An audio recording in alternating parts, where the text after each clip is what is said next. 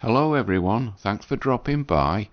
I won't be doing a video next week because I've got the full fibre now installed in the flat, and I've also got all the bits for my new computer, so I'll be busy building that up and then getting the operating system all set up and then transferring stuff that I've saved from my old computer onto my new computer, so I just won't have time to do a video. I might do one the week after with Star Wars, or I could do a dual one, i.e. with MGTOW and then one with Star Wars, but I haven't decided yet. Speaking of Star Wars, that's Natalie Portman on the screen, but Portman's not her real surname. She's 4 inches shorter than me, and the only thing I've ever seen her in is the Marvel franchise and of course Star Wars. I've been ploughing through the Clone Wars this last few weeks at the weekend, and her character in the animated form gives a lot more depth to the character that we saw her in the movies, the main one, what do you call it, prequels. It's interesting as the Clone Wars continues on the chronology, and it gives a lot of depth to the whole storyline of the rise of the Empire and the fall of the Galactic Republic. Anyway, enough about Natalie. Oh, would I go with her? Not a chance. She's 44, she's got 2 kids, she's also Jewish, which Dina Mayo is also Jewish, surprise, surprise. So the education-wise, religious-wise and everything else, we're just totally incompatible. Even if I was as rich as I said I would like to have been by being as clever as Tony Stark. So Natalie there is just totally off limits. And same with Dina Meyer. She's totally off limits as well. Anyway, enough about her. As you know, the dating situation in America is pretty, what do you call it, a desert, depressing for all concerned. Now, I've been looking around, seeing what I could find about that, and I found some interesting things. First one is this. And this is a site called This Justin from Franklin We. It's, as you can see, today's highly interesting read. American women are giving up on marriage. This was done on April 3rd this year, and it's quite a longish article, but there are a couple of interesting bits in it. The American women are giving up on marriage. Major demographic shifts have put men and women on divergent paths. That's left more women resigned to being single. And we have an example. She's 29 years old, post-war, not post-war, pre-war. She's always thought she'd found her life partner by now. Instead, she's house hunting solo and considering having kids on her own. Well, you've got to go with a guy before you have kids, so how's she going to manage that? And then we come, I'm financially self-sufficient enough to do these things. She's a Boston-based accountant. I don't know how well accountants are paid in America, being a profession. I'm willing to accept being single versus settling for someone who isn't the right fit. In other words, she's being picky. She wants Mr. Perfect to come along. Mr. Perfect doesn't exist. She sees her plan for an independent future as making the best of a lousy situation. I don't want to sit here and say I'm 100% happy, but I feel happier just accepting my reality. It's mentally and emotionally a sense of peace. And then she goes post-war in her 30s and she starts complaining on TikTok. And says American women have never been this resigned to staying single. They're responding to major demographic shifts, including huge and growing gender gaps in economic and educational attainment. That is a nod toward more women than ever are going to American colleges. But what are they studying for? And is there a job at the end of it once they exit college with a big debt? Political affiliation and beliefs about what a family should look like, that political affiliation is, most likely they could vote Democrat, and so they won't want to go with a guy who votes Republican. And says the numbers aren't netting in. A conservative think tank, he ticks off the data points. More women than men are attending college, which is that one, buying houses and focus on their friendships and careers over dating and marriage. In other words, they marry the company and they have daddy government. And then scores of women complain about lack of quality of men, have long infused pop culture. There's Pride and Prejudice and Taylor Swift's, wherever that is. Yet women throughout history rarely question that finding and securing a romantic partner should be a primary goal of adulthood. Tell that to your mothers and your grandmothers and your great-grandmother. And then it goes more yada yada. And then this bit's interesting. The share of women aged 18 to 40 who are single in America, that is, neither married nor cohabiting, was 51.4% in 2023. According to analysis of the census data, Aspen Economic Strategy Group, up from 41.8% in 2000. So, in just 13 years, it's gone up by 10%, no doubt. And remember, in around 2000, I think it was fourth wave feminism was starting, so there's the result. An increase in single women of around about 12 to 13%. Well done, ladies. And then it says, these numbers don't specify whether women are looking for love or swearing it off, but more nuanced surveys show that single women appear less interested in getting married now than they used to be. They also seem to be less keen on getting hitched than their male peers. Of course, they're all strong, independent women, and I don't need no men. But anyway, it goes down. The Pew Research Center survey of 1,073 adults, 48% of women said that being married was not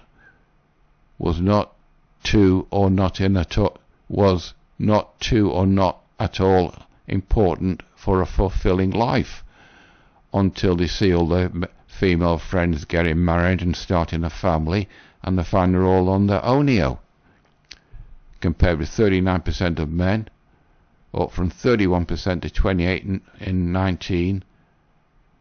So guys, remember, guys get used to being on their own. I've been on my own for the bulk of my life, and I don't feel lonely. In a 2024 Wall Street Journal, 58% of women aged 18 to 29 post-war, pre-war, said marriage was at least somewhat essential to their vision of an American dream, compared with 66% of men. 18 to 29, she's in her prime years.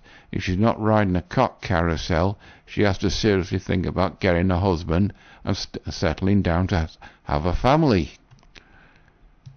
And it says, marriage rates for both men and women are in decline in America, in part owing to less pressure to pair off and higher expectations for a would-be match, i.e. Mr. Perfect she wants to come along. Dating apps make people feel like there's always a better option. They view looking for a marriage partner the same way that you would be looking for a job candidate. That's been covered before on some of my videos and other guys' videos and other MGTOW channels. And then we go some examples. The boyfriend for Christmas. She dating the only thing you can put 10,000 hours into and end up right where you started. How old's she? Doesn't say. She had a dream. She told me she wanted to have boyfriends by Christmas. She's 30 years old, right on the wall. And then next year she'll be post-war. And challenges to find a partner, all about it. Not going through that.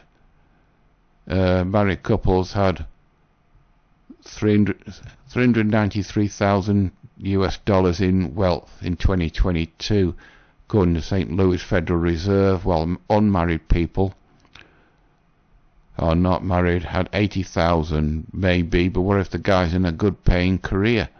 He'll have more than that. He'll have $393,000 in wealth, and he doesn't have any debts or a wife to spend all his money. Economists say married couples are more likely to have assets such as homes, cars, which have grown in value faster than wages in recent years, unless a single guy has the same thing. And then we have another lady. She ended a relationship 2 years ago. He wanted a white picket fence. Her salary was 50% higher than his, and more yada yada. And another lady left her boyfriend because she was tired of being the breadwinner and the primary parent. And that's that article that I found. To supplement that, I found this one. It's Desert News. This was done on 26th of February this year. American relationship with dating, it's complicated. And in my 20s, I met several long-term boyfriends at work and through get-togethers hosted by friends. In her early 30s, after she's finished riding a carousel, I briefly tried onto dating and met a string of potential partners at my neighbourhood's cafe. None lasted past the first date. When she's 30, she must have had an aura, give off aura, a feeling of being desperate, and that turned the guy off. And then at a stroke once in luck lifetime at a music festival, she spotted the man who would become her husband.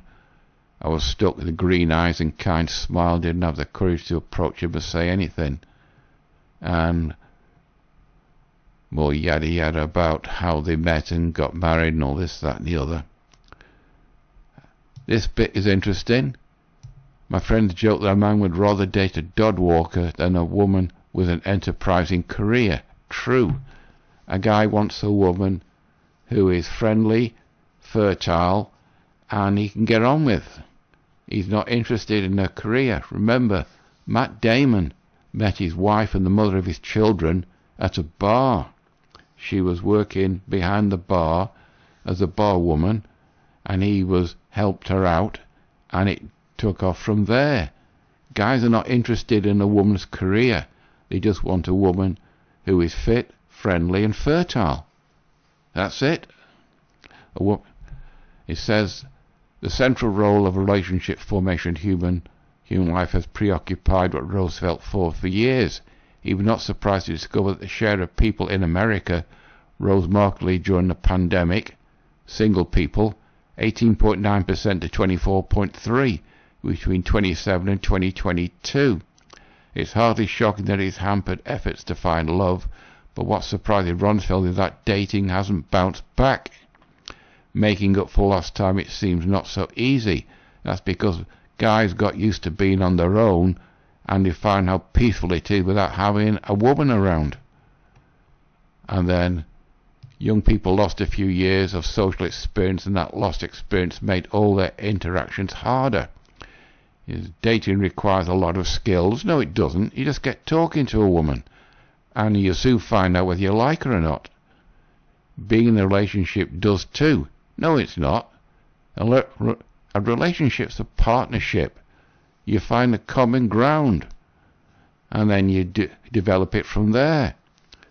There's a bunch of skills associated with that, and don't know what that word is, that people just didn't pick back up. It says, while a few years ago might not seem like much to a middle-aged married person like me, to a single 24-year-old, it may as well be a developmental eternity. And then more yada yada. This bit is interesting. There are an extra 10 million Americans now who are single right now. Half of those singles are not interested in meeting someone. You could say that's a mixture of MGTOW guys and feminists and feminine women. Feminists. And then Dating is expensive? Not really. You can go up for a coffee date. The object of the date is to get to know the person. It doesn't have to be expensive. He says, if you're heterosexual and old school like me, the onus is usually on the man to pay for the dates. Price is already high and now you're paying double. As he used to say, when you're dating, a penny bun costs twopence. Of course, there are three things that two can do together. When you just start out, you don't want to come off as some deadbeat or cheapskate. That is a nod towards some of these women on TikTok complaining about the guy taking her out on a coffee date for a first date instead of a meal, i.e. a foodie date. And then more yada yada, and that's it. Now that's in America. Over here in Britain, we have a similar situation. This is The Guardian, a left-wing paper, and she's a journalist for it, and this is a snarky, condescending piece of rubbish journalism. He says, women in relationship recession, a lot of women are absolutely fine with that. And you go down, in America, the marriage rate fell 54% between 1920 and 2022, while younger people aren't even dating. The percentage of 16 to 18-year-olds who report having dated has dipped under 50%. The Atlantic reports, with a decline particularly steep in the past few years. And then her thoughts, my immediate thought is, well, obviously the resurgence of the far right, accelerating climate collapse, which is bollocks, geopolitical instability, well, Israel fired the first shot in that little spat that's happening in the Gulf region, and deep economic precarity, well, that's usually caused by socialist economics and not the free market. Aren't exactly Marvin Gaye and Oyster vibes. She heard it through the grapevine. As relationship red flags go, isn't getting horny, intimate global catastrophe one of the biggest, reddest ones? I must have imagined Elon Musk, and I'm ready to be walled up in an acolyte cell. That bent. As I said, a snarky piece of journalism. And then in the intermediate after the US election, women, childless cat ladies, another snarky remark, expressed similar sentiments. No pussy hats this time, but a sort of refusal withdrawal. Included renewed interest in South Korea's 4B feminist movement, which rejects marriage, childbirth, dating and sex. No, it's too expensive to start a family in South Korea. That's why they're holding off.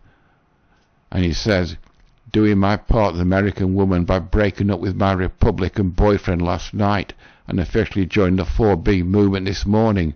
One young woman posted on TikTok on 6th of November. That bent. And then it says this reflects the political split along Gen Z lines. 56% of 18 to 29-year-old women, of all men, voted for Donald Trump, compared with 40% of American women. Research suggests they are moving dramatically further apart. The ideological gap between young American men and women almost doubled in the past 25 years. It's a similar story in places here in Britain, where twice as many young men voted for reform in the general education, which is quite the ick. You notice that is a snarky feminist reply to things that you don't like, and then you more yada yada about it. And then it says the US experienced an epidemic of loneliness according to the Surgeon General. Not really. In Britain, 7.1% report feeling chronically lonely. That men or women, particularly 16-24, particularly risk factor. But I don't think that maps neatly in the rising rates of singledom. A bad or falling relationship can feel like the loneliest place on earth. True, but people have to be careful about who they pick as a partner. And then more yada yada. Anyway, to finish it off, as I think I'm well over the 10 minutes mark now, I had a look at this TikTok. That's red because I had to listen to her, and only listen to her because it says in the UK. And she comes across as a stuck-up entitled bint. She's got way too much makeup on. She might have had work done on her lips, but if you listen to her, she just wants a multi-millionaire, millionaire Chad or Tyrone, and she won't settle for anything else. She doesn't say what she offers in a relationship, but she works in business, which means she's got a high income, so she wants guys on the same income level as her, or more, most likely more than her.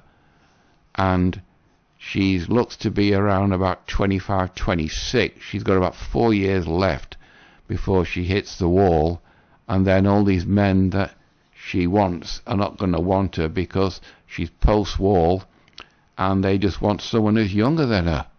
But anyway, it all boils down to American women are giving up marriage because they've got the feminist mind virus still embedded in their brain, and Americans are having relationships. It's complicated. It's not.